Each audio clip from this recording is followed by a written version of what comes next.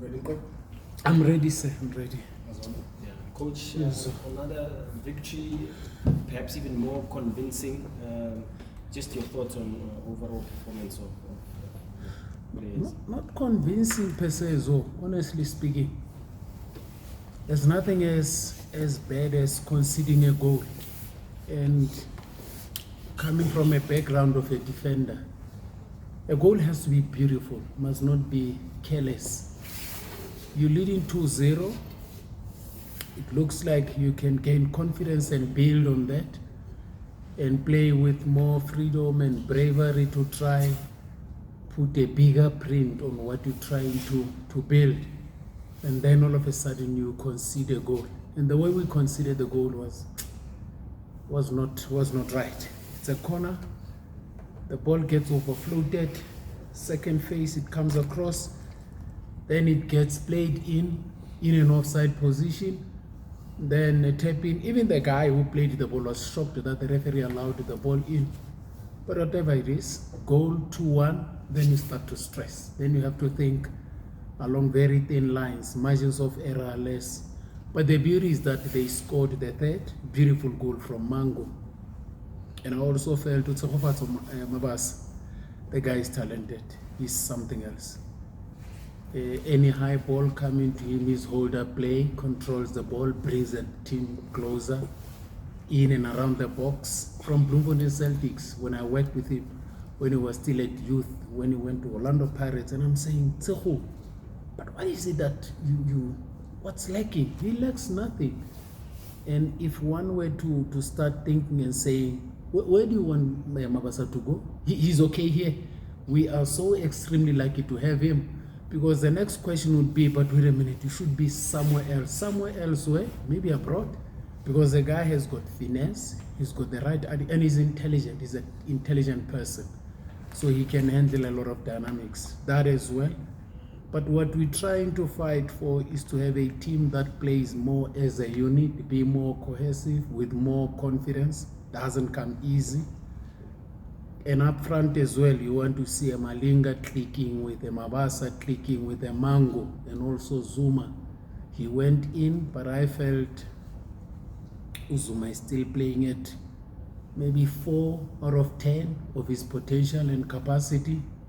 He needs to up and be about 5, 6, and then you'll get something out of it. And also the subs we made, I thought they had effect.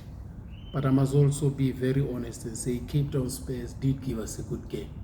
They pushed us, they tested us, they asked a lot of questions through long balls, crosses, fighting and all that, where I think to an extent, the game was a bit, it had a lot of bruises for players. It was quite an intense game and very physical. And unfortunately, you have to deal with it when people are fighting for points and you're also fighting to establish your positions. This is what happens. But we are delighted with the victory. The international break, bittersweet, because you want that momentum. But momentum, I remembered Sundowns last season.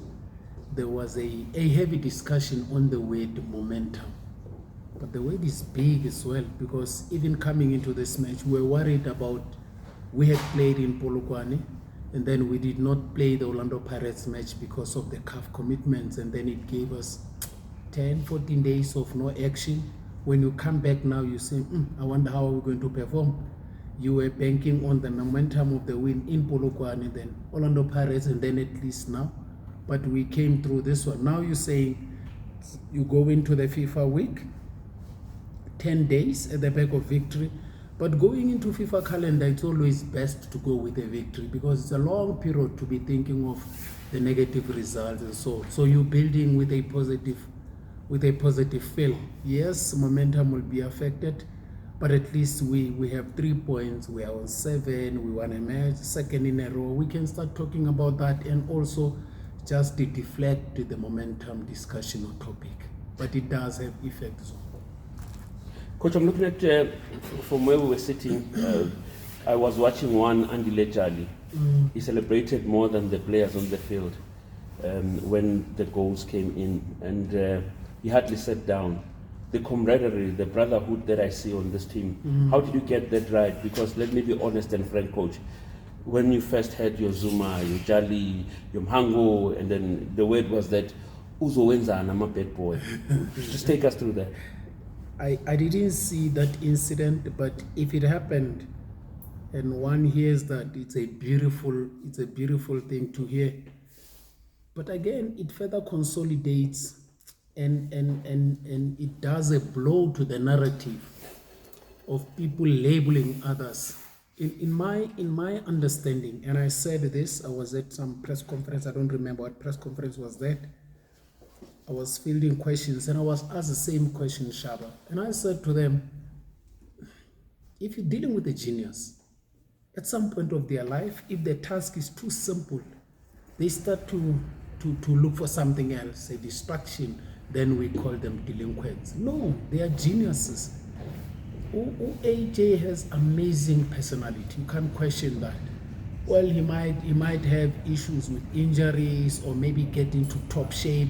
And the guy is no more 22, 24 to be honest. But he still has the effect, he still has the energy, and he sees the game. He's a great influence in the dressing room. Gabadino the same. You know his personality is aggressive. He wants to win, he pushes everybody, even the opponents. The goal we scored in Polokwane was purely out of his relentlessness. Again, today the free kick he scores, what do you say about that? And by the way, he does that at training. Now, the camaraderie you're talking about should not only be something like a camouflage or just powder on a table that you can blow out. It must be deep and entrenched, it must be genuine. It's easy to fake stuff. If you look at how they celebrated the goal he scored, I did not even know. There's this thing with me and Mango that I always make him do push-ups and all that. Even the first time I met him in Klerksdorp when I was still at Free State Stars, the first encounter was push-ups. When he scored, I'm sure he was playing for Celtic then, I was at another club. After he scored against me, he came to my bench and did push-ups, reminding me of the punishment I gave to him in Klerksdorp. I was shocked when everybody was doing push-ups after he scored. It was just a sea of white beds on the floor doing push-ups. It feels good, it's natural, it's spontaneous, it tells you that they're enjoying it. And I'm praying that it goes further, and it must be something that deals a blow to this narrative. Nekazuma. And let me pause before I go astray. What do you expect from a team if society is reflected in a team? If society is reflected in sports, expect a reflection of society in sport. If our society has got challenges of a particular caliber, expect those challenges in her sport. When Desmond Tutu said to you, you can never have a normal sport in an abnormal society, it is the same as you can never have an abnormal sport in a normal society. Society is reflected in her sport or in his sports. And how sports reflects society. Now let me paraphrase and come to what am I trying to say. When you find challenges in sports, you must take that microscopic reflection of those challenges and maybe scan through society and see if there are no similarities. You are likely to find similarities. So if we're complaining about these athletes, this and that, we have to look at ourselves and say, are we perfect? Are we at a level where our morality cannot be questioned? If we do not respond appropriately to those questions, we have no right then to question the behavior of our sports people. But we are not condoning that. We're saying they must be exemplary. Coach, you and Coach Sean come a long way. They know each other very well. I'm under correction, but you may have beaten him before as a coach and stuff like that. I'm not sure. What I'm trying to get at here is that he's in a very tight situation. Yeah. And it must, in as much as you must have enjoyed the 3 points, it must have been very difficult for you to push him deeper into a quagmire. We come a long way with Sean. When he was still at Chiefs working and I was somewhere else, we still had that connection. Even from national teams, we have that connection. having campaigned abroad as well, we had that connection. And he's an associate, he's a close friend of mine. But unfortunately, could have been my dad, could have been my brother. On the other side, line of duty, there's a gesture that he portrayed and exchanged before the match. I was walking down the tunnel. Now, as you walk down the tunnel, there are some pillars where you can get behind the pillar and hide. So Calvin Mullen had walked, I was walking behind Calvin Mullen. He picked me up coming, because he was coming up, I was going down. And then he was hiding. Just as I was gonna go past him, he came out. You know what he said? He said, this is what happens to a striker when they see a defender. You don't get that. It's human beings behaving, but then it says to Steve, after the result, Sean is going through this period. It's not easy. PSL is a monster. It's difficult. Getting points here, getting wins or draws is a monster. So when he's going through that, you also remember, Steve, that listen, we are tied with this guy. We are buddies. We come a long way. He's a former player. I'm a former player. We interacted a long time ago. He even worked in an environment I worked at. We could associate in many ways. But this time, be minimal. Just greet and go on and wish him well. The biggest message was to his players to say, never give up. Go ask them, never give up, never give up. It's the nature of sports. There has to be a win, there has to be a loss, or there has to be a draw. And unfortunately, as is, we're also desperate to leave a positive mark. Listen, I'm not safe either. I'm also new here. I'm a new kid on the block, so I have to make things look okay for Moroka Swallows. And I'm working for Moroka Swallows because we wish to see more people here. When Orlando Pirates is playing at Orlando yesterday, you could love it. It's packed. When Kaiser Chiefs plays, it's packed. That's what we want to see. But that can only happen via win. It's a question of chicken and egg. Which one comes first? Do you win and then supporters come? Or they come and make you win? In this instance, you can't say, come, we want to win. You have to win and play a bit of an attractive way, something that will be appealing. Then they will start coming. If you had 10 today, they must tell another 10, it's 100, that 100, and then it's a snowball. That's what we're trying to do at Moroka Swallows. But it's not going to be an overnight thing. But I wish Sean the very best. I know he understands the game. He's got the pedigree. I just hope he gets enough chance, because even changing him, it may be a setback a bit. I'm not buying anybody time, but I'm just trying to be realistic with regards to the challenges that coaches face, hoping that he will come through, get a win here and there. Because I said to our team, at some point this team will have to win, and they can't lose all matches. In this season they're going to win, but hoping that it doesn't start with us. And I'm happy that we are over it, but I wish him well. Yeah. Coach, That Sean Bartlett was here. He was talking about the need to get strikers scoring goals in his team. You know, in your case, you've spoken glowingly about Mabasa. You Yes. know, you also have Mango on target tonight. Yes. You know, how encouraging is it for a top man to be already on the road to goals? You know, Whoa. You can't equate to that. And I wish Sean could have given the indication of what made him to score more goals. Strikers are like, it's like a drug.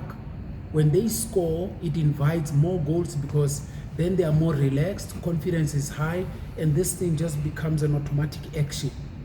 Go to Fernando Torres. Torres was fire at some point. As soon as he moved to another club, then things were not the same. What happened to him? He's not the same player. All that, it's confidence.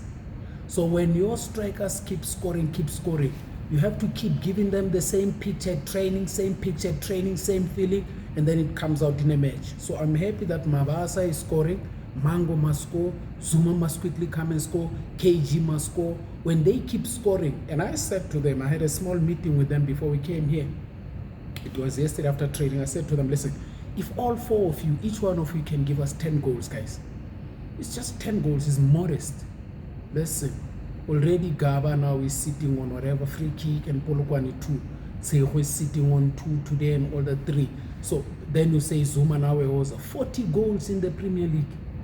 It will give you something. So the confidence has to be high, because a striker, If he's under stress or he's not confident, they miss the easiest of the chance. Striking is another position. It's got an element of chemistry in it. There has to be some energy that drives you, and it also invites luck.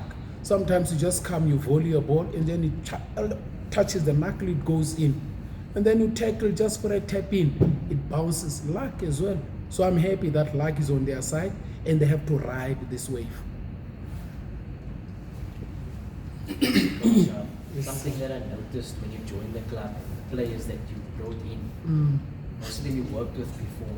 Is it a coincidence or intentional?